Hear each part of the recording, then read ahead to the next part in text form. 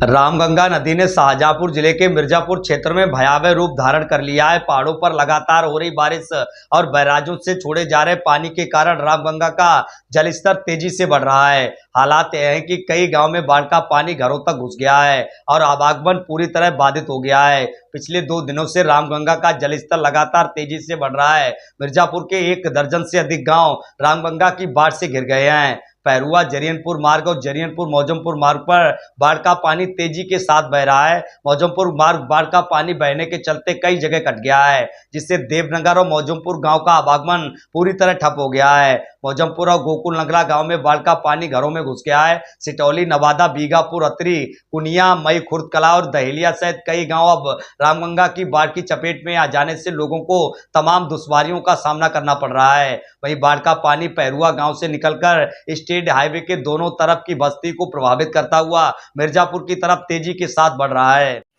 पहाड़ों पर हो रही लगातार बारिश मैदानी इलाकों में इस वक्त तबाही मचाए हुए है। मैदानी इलाकों में नदियां इस वक्त बाढ़ से अपना कहर बरपा रही हैं और इस वक्त हम मौजमपुर गांव में मौजूद है, जहां पर रामगंगा नदी इस वक्त तबाही मचाए हुए है। आप अगर तस्वीरें हमारे पीछे देखें तो ये मौजमपुर गांव है और इस मौजमपुर गांव में रामगंगा नदी की बाढ़ का पानी घरों में घुस गया है, गलियों में पानी घुस गया है और इनका आवागमन जो सड़क है वो भी कट गई है। लोग इसी घरों के अंदर कैद है। बात करने के लिए हमारे साथ मौजूद है। क्या नाम है आपका? रेवंत कुमार। क्या किस तरह के हालात है, कब से बाढ़? यहाँ हालात 4-5 दिन से बहुत खराब है और यहाँ कोई देखने नहीं आओ और यहाँ बाढ़ में बहुत परेशान आदमी, जानवर तक परेशान है। क्या क्या नुकसान हुआ है? यहाँ तिली सब चली गई, वो तो बहुत धान को भी नुकसान है। यही रहते भाई साहब? क्या नाम है? आलोक कुमार। लोग किस तरह का नुकसान है? मेरे यहाँ बाढ़ से उड़द, तिल, बाजरा सारी फसलें डूब गई हैं और यहाँ पर सबसे बड़ी दिक्कत ये है बिजली की।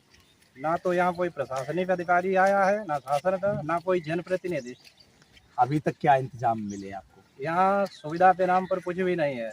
आप यही रहते हैं? आगे आ जाएं। क्या नाम है आपका? क्या नाम, अब तक क्या मिला है आपको? कुछ नहीं मिला है। कब से बाढ़ आई? बाढ़ 4-5 दिन हो चुके हैं। घरों में ये पानी, घर में पानी भरा है। घर ही है? हाँ, हमारा घर है, पानी भरा हुआ है। राशन कुछ नहीं बट रहा है। राशन भी नहीं बटा? नहीं बट 2 महीना से नहीं बटे।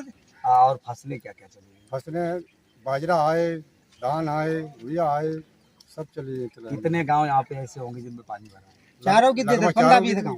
मौजमपुर, अतरी, सिटौली, आप देख सकते हैं, साफ तौर पर कहना है कि मौजमपुर सहित तमाम ऐसे गांव हैं जो मिर्जापुर क्षेत्र के रामगंगा नदी की बाढ़ से इस वक्त टापू बन चुके हैं। तो कहीं ना कहीं लोगों के लिए भारी दुश्वारियां इस वक्त उठानी पड़ रही है। रामगंगा नदी का जो जलस्तर है वो तेजी से बढ़ता ही चला जा रहा है। इसी के साथ लोगों की दुश्वारियां भी बढ़ती चली जा रही हैं।